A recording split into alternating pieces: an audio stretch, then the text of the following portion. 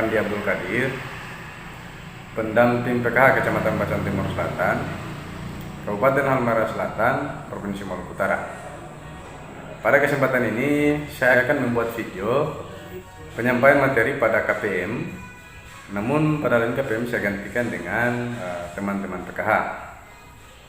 Materi yang saya bawakan yaitu materi pada modul 3 sesi 2, di mana modul 3 yaitu pencegahan dan penanganan stunting melalui pemenuhan kesejahteraan ibu hamil, dan sesi 2 mendukung ibu hamil mengakses informasi dan layanan yang tepat.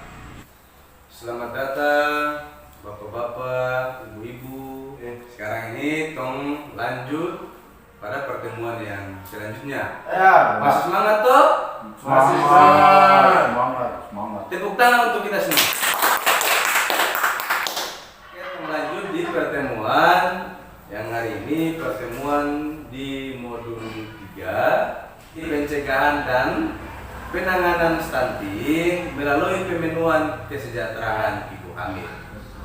Ya, di sesi 2-nya yaitu soal mendukung ibu hamil mengakses informasi dan layanan yang tepat. Teman-teman begini, apalagi soal ibu hamil, Bapak ini penting untuk hadir di pertemuan ini. Ibu, misalnya ibu yang hamil, itu penting adalah mengikuti diskusi atau pertemuan-pertemuan supaya ibu hamil itu bisa bisa baik, kemudian bisa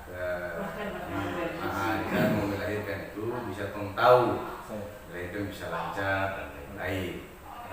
Kendala-kendala yang dihadapi.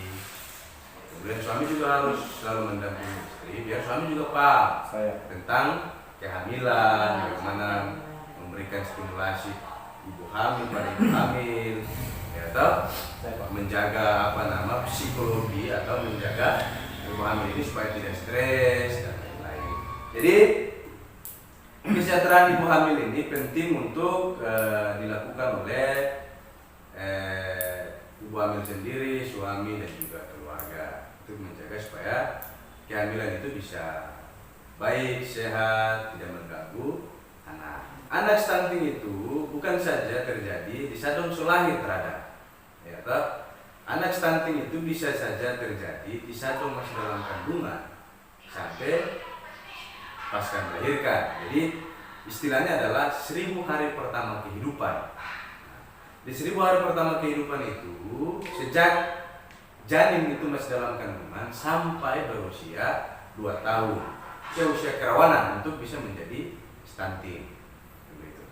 Jadi kiranya penting asupan gizi yang harus dikonsumsi oleh ibu hamil. Kemudian suami juga harus selalu menjaga ibu hamil, melindungi dia supaya ibu hamil itu tidak stres, selalu mendampingi, kemudian selalu membantu segala aktivitas ibu hamil supaya ibu hamil itu tidak gampang lelah, supaya janin dalam kandungan itu bisa tumbuh secara baik. Selain itu juga harus diberikan stimulasi. Kemudian warga, suami, dan lingkungan itu harus menjaga, memberikan dukungan kepada ibu hamil. Jadi dukungan yang dimaksud itu misalnya suami, atau yang pertama suami harus memahami pertumbuhan janin untuk mencegah stunting. Kemudian suami mendampingi istri mengikuti kelas ibu hamil. Suami diharapkan semakin memahami kondisi istri dalam masa kehamilan, memahami tanda dan gejala bahaya kehamilan dan cara perawatan pasca persalinan. Suami harus paham. Jadi selain pertemuan kayak begini, suami juga harus mendampingi istri ke Puskesmas, posyandu, untuk melakukan pemeriksaan dan lain-lain. Kemudian selanjutnya, suami berdiskusi dengan ibu hamil mengenai perencanaan perawatan kehamilan, persalinan dan perawatan bayi sejak awal kehamilan, sesuai dengan informasi yang didapat dari pertemuan atau tenaga kesehatan. Jadi hal-hal yang seperti itu harus sering didiskusikan oleh suami dan istri.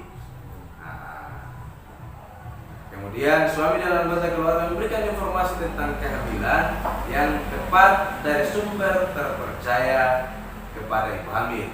Jadi suami dan keluarga ataupun masyarakat sekitar tetangga itu harus memberikan informasi yang terpercaya. Kemudian suami berperan dalam mengambil keputusan yang tepat dan cepat ketika ibu hamil memerlukan pelayanan kesehatan. Kemudian yang keenam adalah saat suami mendampingi istri periksa kehamilan, anggota keluarga yang lain bisa menggantikan peran dari ibu hamil. Kemudian dukungan dari masyarakat, ini penting juga. Misalnya ini wanita tetangga ada hamil, ini berarti Ibu Ella dan Bapak Minco sebagai masyarakat, ini juga harus memberikan dukungan yang positif kepada ibu hamil, sering mengunjungi dan menjenguk ibu hamil, ya toh? Kemudian mendoakan keselamatan bayi dan ibu hamil. Itu harus sering dilakukan di ibu hamil siapapun dia. Kemudian selanjutnya cara mengakses informasi yang tepat, tepat dengan layanan yang tepat. Ibu-ibu ini kan zaman now, anak bilang zaman now itu kan moniso, ada yang pakai HP Android, ada yang bahkan ada Facebook, ada WA.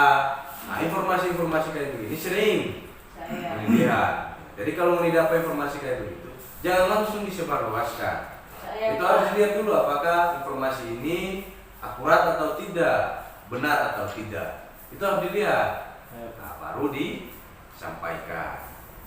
Oke, mungkin sampai di sini ibu sudah pahami, ibu bapak pahami. Nah, kalau belum pahami bisa tolong bercerita atau diskusi ya. Saya bisa lebih baik. Pertanyaan? Saya Pak. Oh, Bapak Minco, silakan Bapak Minco. Kesejahteraan ibu hamil itu modelnya bagaimana? Terus kalau bisa kasih contoh. Jadi dan kemudian Bapak kasih contoh supaya teman tahu kesejahteraan ibu hamil. Bagaimana? Oke, pertanyaan luar biasa. Tepuk dulu buat Bapak Minco. Ibu hamil ini sejahtera bukan berarti dia PDI banyak, dia mampu, dia ke rumah bagus. Tidak. Ibu hamil tidak butuh itu. Kesejahteraan ibu hamil itu adalah bagaimana suami ini selalu mendampingi dan menjaga ibu hamil ini selalu berpikir positif. Dia tidak stres, dia tidak stres, ya toh? Dia selalu bahagia selama masa kehamilan. Kan begitu. Kemudian suami juga harus selalu memberikan asupan gizi seimbang untuk ibu hamil, supaya anak atau janin dalam kandungan itu bisa tumbuh secara maksimal atau optimal, secara baik. Jadi kalau ibu hamil bahagia itu dia sudah sejahtera. Itu hal pertama yang harus Pak Algojo. Ada bantuan apa ini dia? Ini sembako tuh. Beras dan telur itu. Itu punya belum masuk itu. Belum masuk. Iya. Ada pendamping, gitu. Nah, satu pendamping itu BPT yang beras itu. Saya ini pendamping PKH. Oh iya itu yang nanti Yusdi itu Yusdi. Nanti saya bantu untuk komunikasi ya. Saya bantu untuk tanya di pendamping itu. Pastikan Bapak Algojo ini DP itu bentuk semasuk belum? Saya Ini Pak. saya kasih informasi. Saya. Ada lagi? Ada. Oke, mungkin pertemuan pada kesempatan ini, pertemuan di modul 3 sesi 2 ini kita cukupkan sampai di sini. Nanti insya Allah kita akan beberapa di modul yang selanjutnya. Semangat toh? Masih. Sebelum kita tutup, saya mau berikan satu yel-yel. Oh iya. Toh? Saya Pak. Jadi kalau saya bilang ibu hamil, bapak dan ibu berteriak sehat. Mari kita beri dukungan. Oke? Ibu hamil, mari kita beri dukungan. Oke, terima kasih. Sekian. Wassalamualaikum warahmatullahi wabarakatuh. Tepuk tangan untuk konsul. Itulah video saya penyampaian materi pada modul 3 sesi 2. Semoga bermanfaat. Sekian dan terima kasih. Allahumma musta'an. Wassalamualaikum warahmatullahi wabarakatuh.